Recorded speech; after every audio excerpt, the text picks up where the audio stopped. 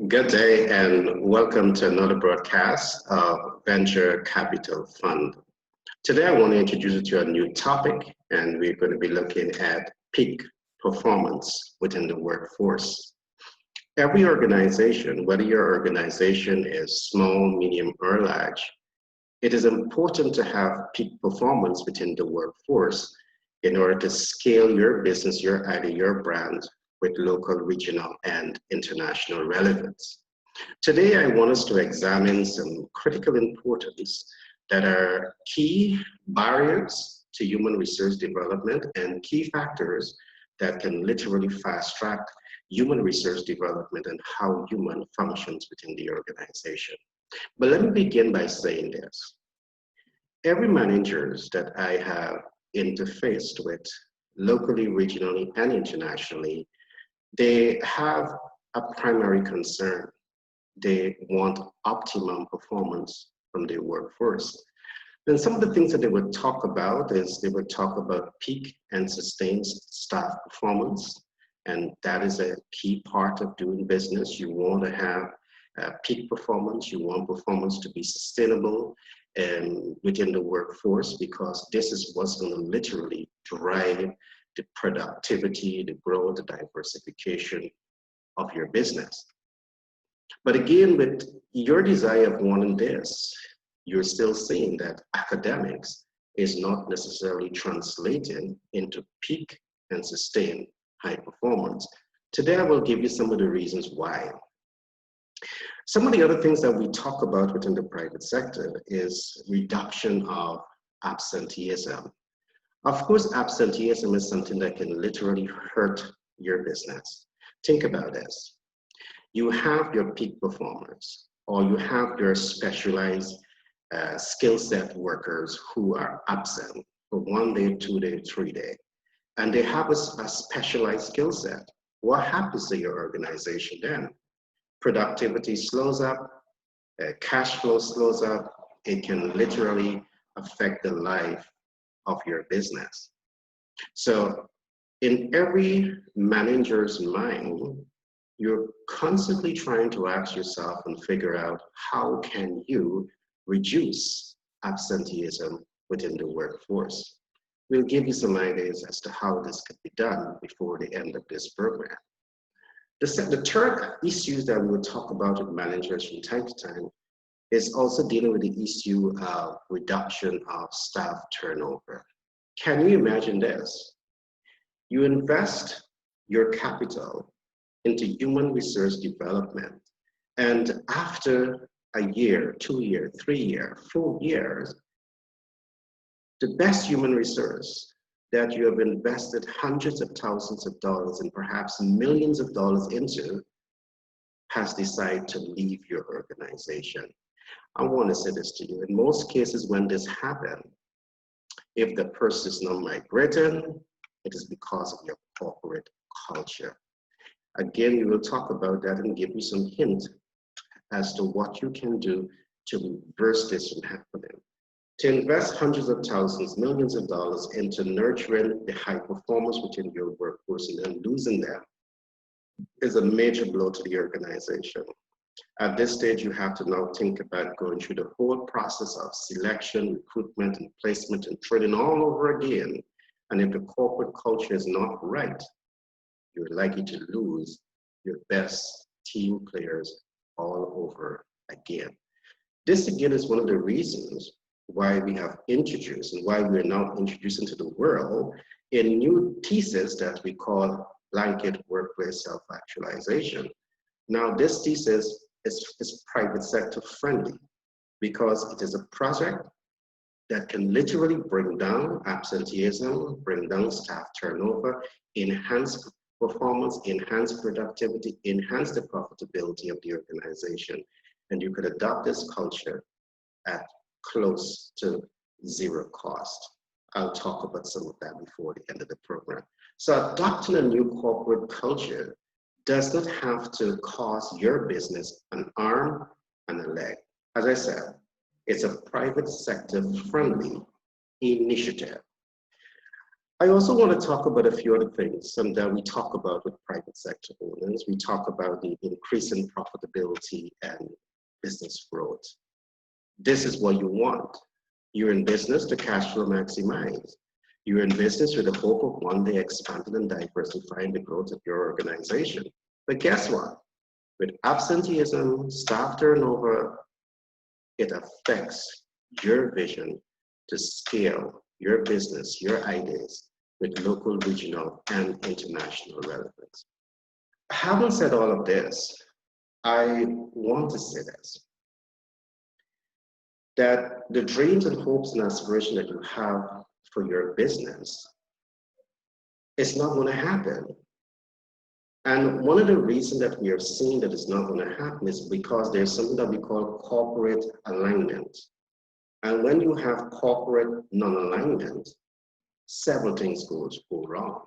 Now, in most cases, you are thinking that if you train the human resources, expose them to the best academic content, this is the where-it-all. This is the beginning and the end of those factors that will give you the sustained, the peak and sustained high performers. And I'm here to say no. I'm here to burst your bubble. I'm here to say that this is literally only getting one foot in the game. The corporate culture has to be redesigned. Your corporate culture has to be redeveloped. Your corporate culture has to be more relevant to the employees' dreams, hopes, and aspirations. Now, don't get too excited here. I'm not telling you anything about going into your pocket to burn your capital. The issues that I'm talking about, these things has to be done, and we are here to show you ways in which it can be done without it costing you, I said this before, an arm and a leg. But just before I get into all of that, let me talk to you about why your corporate culture is non-aligned. First of all, I want to say this, and I'm going to get a little scientific because I want to look a little bit at human biology, a little bit at psychology, not so much, but the information I'm about to present to you is absolutely necessary when you are desirous of nurturing peak performers who are sustainable within your organization. Across the world, humans function in a down-regulated state. I'm going to repeat this again.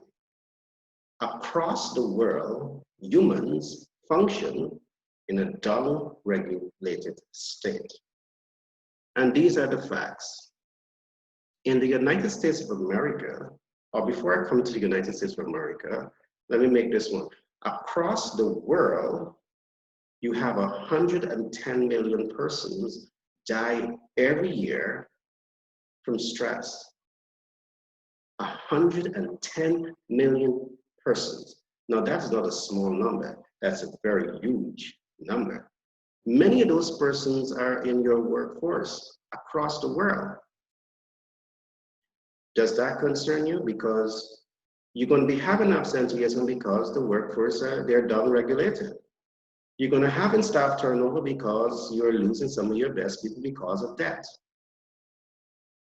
Let me also add this. In the United States of America alone, you have 103 million persons that are living with hypertension. Now, what exactly do I mean by the term hypertension? Hypertension simply means that those persons are living with high blood pressure. High blood pressure. And I'll go a little deeper into that just now. But let me come right up back to the stress factor, persons dying from stress. The three types of stress that we see are affecting persons in your workforce are what we call emotional stress. What are the triggers for that? We're seeing chemical stress. What are the triggers for that? We see physical stress. What are the triggers for that? When I come to some of these triggers, some of you may leave with your mouth wide open because when you miss these triggers, you also leave the room open for a down-regulated workforce, and a down-regulated workforce, regardless of how super smart your academic programs are, they will not internalize the information the way they're supposed to be internalizing it the information.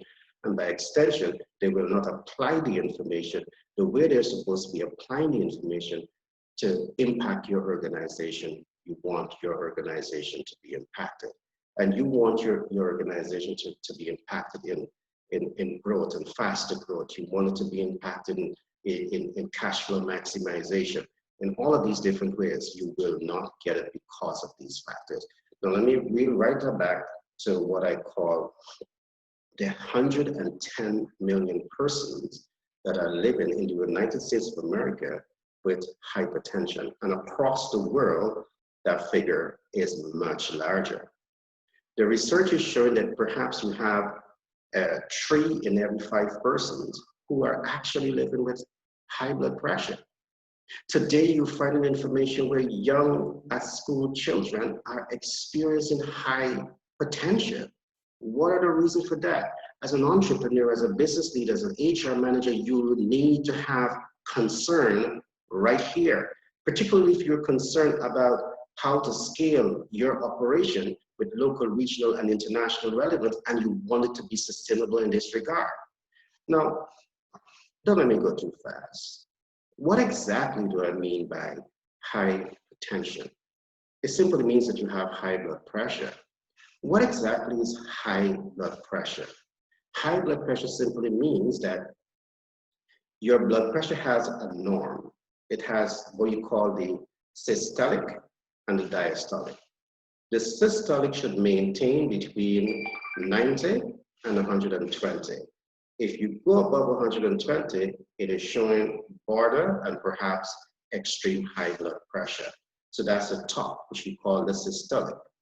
You have the diastolic. The diastolic should be between 60 and 80. And when you go above 80 in your blood pressure level, it is very worrisome. Now, we're seeing across the world that there are people for a prolonged period of time that are experiencing hypertension. In fact, you are living with it, where you have elevated blood pressure that is above 120 systolic and above 80 diastolic. What does that mean in terms of human performance? It simply means that anyone who is operating at this level, they are operating at this level and they're downregulated. You're downregulated. Now, what happens when you're living in this state for a prolonged period of time? It leads to a heart attack. So that explains why 110 million people across the world died. It leads to kidney failure. This again explains why so many people died. And it leads to stroke. Your corporate culture has to be more receptive to these things because it's affecting your workforce, it's affecting productivity, it's affecting performance, it's affecting your cash flow. But guess what? In most cases, your key focus is on the academic content, and the academic content in most cases is not looking at this. The HR department now have to swing their attention to look at these issues. What are the triggers for high blood pressure? There's something that we call the LDL and HDL. The LDL is something that you call the low density lipoprotein, and the HDL is what you call the high density lipoprotein. Well, what does all of this mean? Some say that it is good and there's bad cholesterol. It simply means that the cholesterol level in your system is high. I'm not going to get too scientific here, but every time you eat, something happens. You release insulin. Insulin upregulates into sugar and fat, cholesterol. And in most cases, because the persons who are living, you tend not to have this information. Managers who are managing the human resource, I don't want to say this, but sometimes we tend to believe that they are robotic, they're humans. And if their biology is not functioning the way it's supposed to function, you will have a permanent state of downregulated workforce. And this is one of the reasons why I said, across the world, we have downregulated workforce. These are the reasons why I'm saying what I'm saying. Now, what I want to do in the event that you are thinking, how authentic is this information? I want to expose you to some more information coming out of the research that we are doing. I'm going to reference to the Maslow Thesis. The father of humanistic psychologists, which is Abraham Maslow, has developed a thesis close to 100 years ago that he called the hierarchy of human needs. And in this hierarchy of human needs, there's 5 levels of human needs. And the first level, which we're going to dissect today, starts by looking at what you call human physical needs, all right, or human basic needs. We don't call it basic needs. From our analysis, we call it human primary needs because human cannot exist with it. Now, let me say this. At Global Branding and Marketing, Venture Capital Fund, Mega Money Media, we have adopted the Maslow Thesis as our own. And this is what I can say. We found tremendous strengths in that thesis, but we also found some weaknesses. But here it is. We do not believe that those weaknesses are by accident. We believe that those weaknesses are by design. Remember, this was done close to 100 years ago, and you all are fully aware of what the world was like 100 years ago. But let me begin this analysis. He mentioned human physical needs. We call it human primary needs because you cannot exist without it. 1, you need clean air. What impact does clean or toxic air has on human performance? It tremendously have impact. I'm not going to go deeply into that right now. We talk about clean water. What impact does it have on human performance? Tremendous impact on human performance. A quick hint on this. When the water is too calcified, what happens? The excessive calcium stores in something that you call the pineal gland, and it calcifies the pineal gland. And that prevents the prefrontal cortex from functioning the way it is supposed to function. Again, this will give you a down-regulated workforce. So you're looking just at academic for high performance. You're looking at the best textbooks and the best teachers for high performance. The teachers are good. The texts are good. Guess what is not good? You're smart. You know that. Now let me talk about food, and I want us to go deep into this one because this lines up with every single thing I've talked about earlier. In the earth, we have about 420 minerals that are essential to human existence. Absolutely necessary, those minerals. Now, you have that because of man's desires to fast track food and crop development, you tend to do something that affects those minerals. You put fertilizers into the earth. Fertilizer depletes the mineral content. So when the crops are absorbing the nutrients from the earth, instead of absorbing what we call the minerals, the essential minerals, it takes up the toxic substance, the fertilizer. And because the bodies are now expecting to get the minerals from the food, instead of getting the minerals from the food, you get this toxic substance that again is one of the main culprits for down-regulating how humans perform. I'm saying to you as a manager, if you just look at the academic, it means you just got one foot in the game. It's important for you to understand all these things that we're talking about. We have done research for over the last 15 years about these issues. We are now presenting this information to you. We have developed a thesis that we call Blanket Workplace Self-Actualization, Peak Performance Thesis, to ensure that you have a thesis that is friendly to your organization, that's going to help you to scale with local, regional, and international relevance. Now, let me come back to it. The fertilization is the minerals in the earth is depleted. In the developed world, it's worse. But even Caribbean countries are being affected by a mineral depletion. I want to say something else.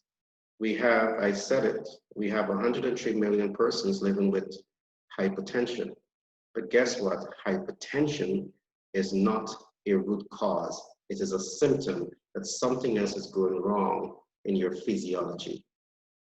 And if you correct that, you're going to fix the problems. But you can't fix the problem because the problems are also coming from the mineral depreciation. It's important for you to take recognition of these facts that I'm presenting. If you're serious about optimizing human performance, if you're serious about sustainable human development, and if you're compassionate towards the people that are work for you to really help you to scale your business, your ideas, your brand with local, regional, and international relevance. All right, so there's a couple of things that I want to also add to this as we go through the Maslow basic needs. We call it the Maslow primary needs. There's something that we call the sleep-wake cycle. Again, this is something that we need to pay attention to. Again, there's many managers that are saying today that what you do outside of the workplace is none of my business.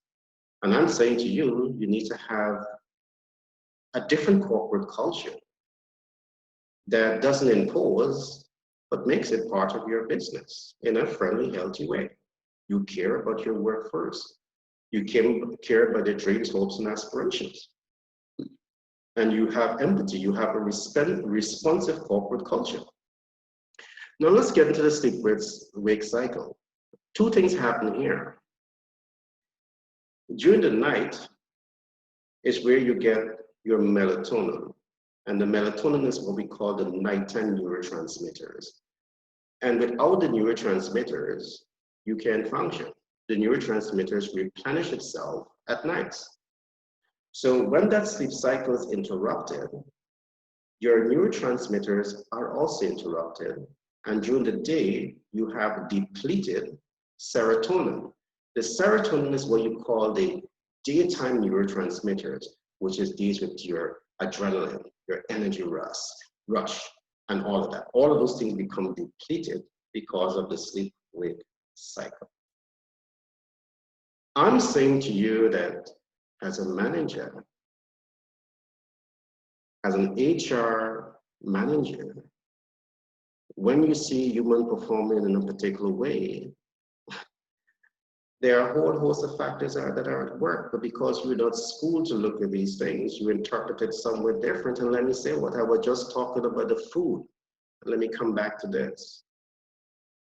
Traditionally, we see chemical-induced behavior because of alcohol. But are you aware that you can see negative chemical-induced behavior because of the food that you're eating? The food that you're eating are triggers for chemical stress. There's triggers for emotional stress, and there are triggers for physical stress. Now, if you're not aware of this, you are now aware of this based on the research that we do, the Global Branding and Marketing Venture Capital Fund. All of these things have a profound impact on how the human resource functions. So if you're looking for peak sustained high performance and you are not looking at these things, you are not likely to get this if you're dealing with a human resource that is downregulated.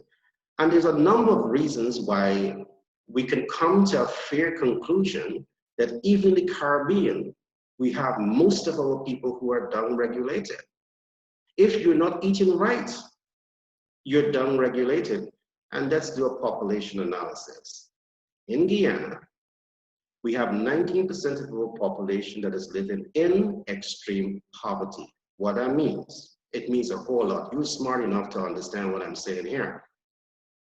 You have 36% of our population that is living in poverty.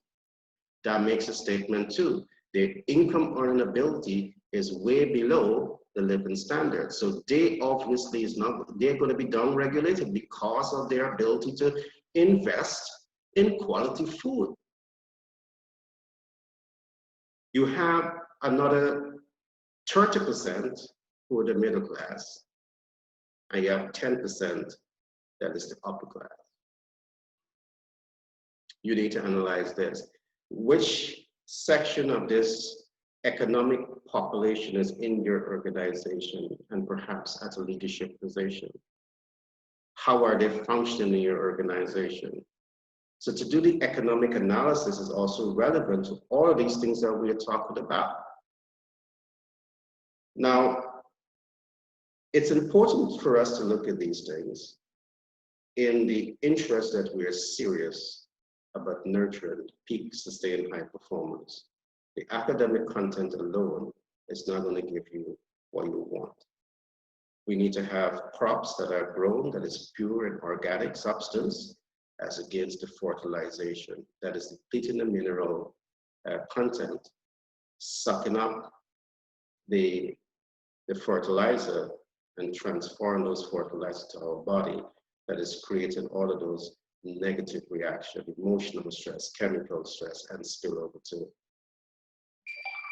the physical stress.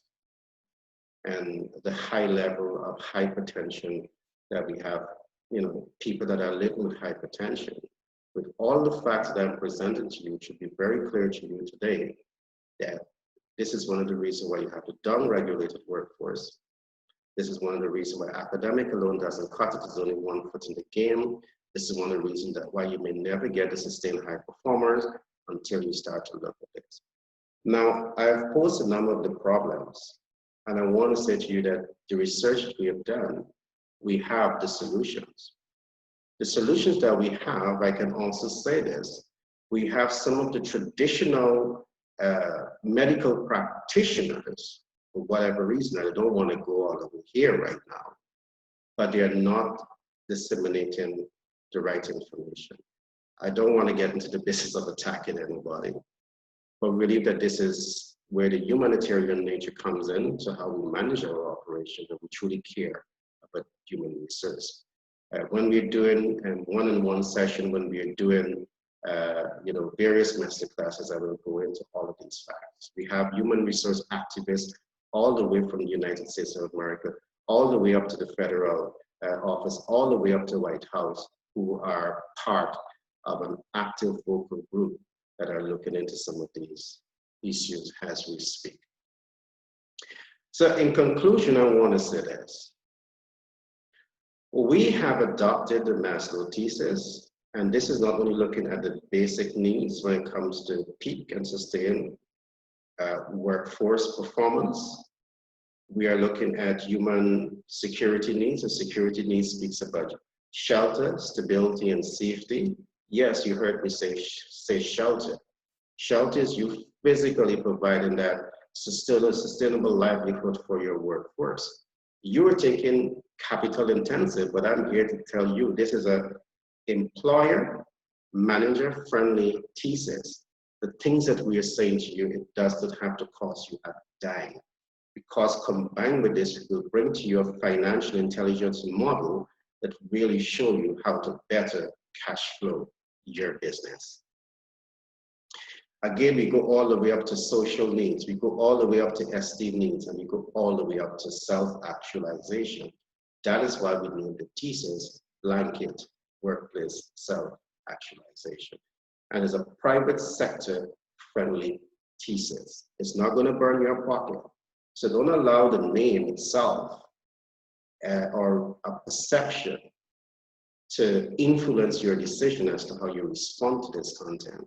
It's a private sector friendly thesis that is designed to ensure that the dreams and hopes that you have for your business, you achieve that. When we look at some of them, you want peak and the sustained performance in your workforce. You want to reduce absenteeism in your workforce. You want to reduce staff turnover. You want to increase profitability and business growth, expansion, and diversification.